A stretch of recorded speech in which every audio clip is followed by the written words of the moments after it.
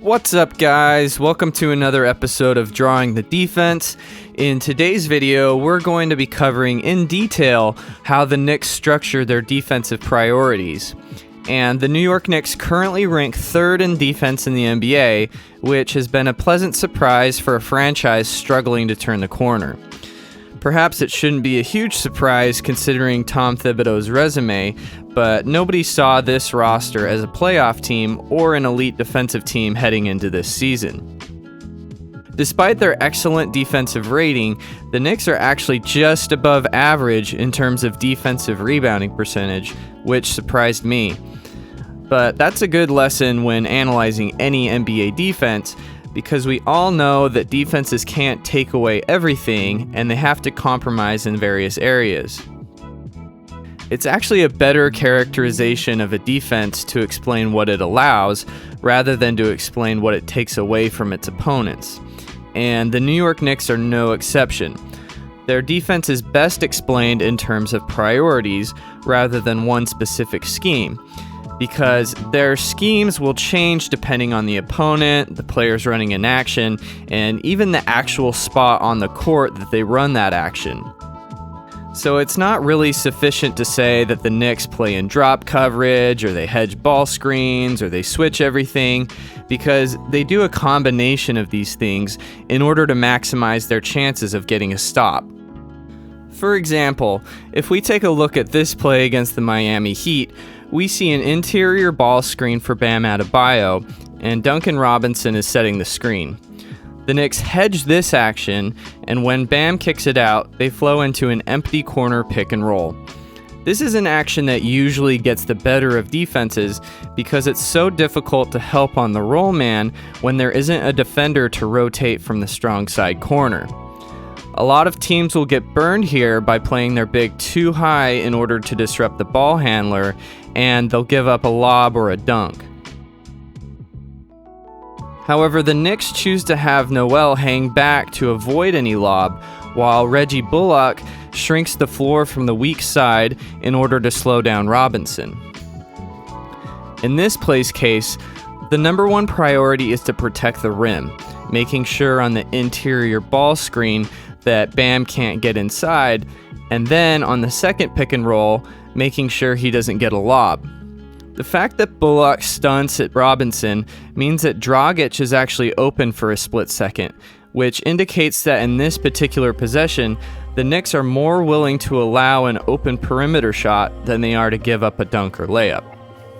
To show you how the Knicks' priorities can change based on the players involved in the action, let's take a look at another example with the Heat running nearly exactly the same action, but with Tyler Hero instead of Duncan Robinson, and Taj Gibson defending Bam instead of Nerlens Noel.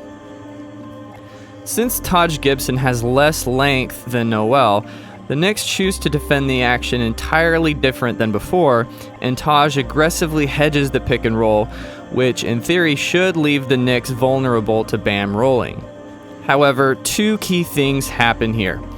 Taj does an excellent job of getting into the air to disrupt any potential pass to Bam, but also, if you look at the weak side corner, you can see that Julius Randle is primed and ready to rotate in case Bam does get that pass in order to stop a lob or a dunk.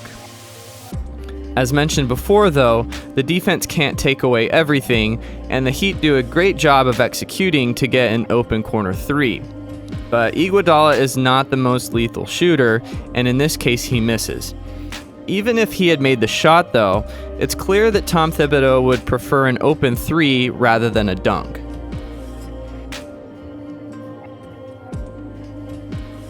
This is one of my favorite examples because it shows the ability of the Knicks to dictate defensively what they're willing to give up, and in this case they are not willing to give up the switch as the Trailblazers try to get a mismatch for Melo in the post. So the Knicks hedged this Simons-Melo ball screen, and it's important to note that Quickly makes sure to get beneath Melo on the action, while Taj keeps Simons out of the middle of the floor. They are only in this position temporarily until Simons gets into position to make an entry pass, and you can see just how disciplined and precise this defense is at the moment. As the entry pass is made, a bunch of different things happen at once.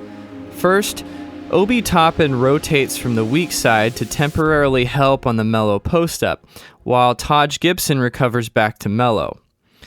Once Taj recovers, Toppin recovers back to his man, and meanwhile, quickly has recovered back to Simons. Melo proceeds to post up and ends up missing, but the important thing to note here is that the Knicks would not allow the Trailblazers to post up Melo on quickly, and they got away with it without leaving anyone open. And here's an example of one of my favorite pick-and-roll defensive schemes that teams are using a lot more often this season, the late switch. It involves Simons and Melo once again running a ball screen, but this time it's in the middle of the floor and it's a pick and pop. The Knicks prevent a Simons pull-up by going over the screen and having Taj play up at the three-point line, which should leave the Knicks vulnerable to the pop, as this looks like a hedging defense, which usually leads to a situation where Quickly would recover to Simons, leaving Melo open.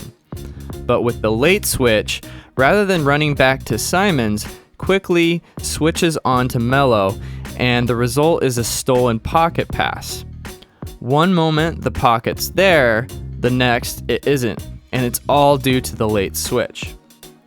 Well, that's it for this one. I hope you guys learned some stuff from this video, and it'll be interesting to see how far Thibs can take this team. Thanks for watching, and be sure to subscribe for more videos. Thanks.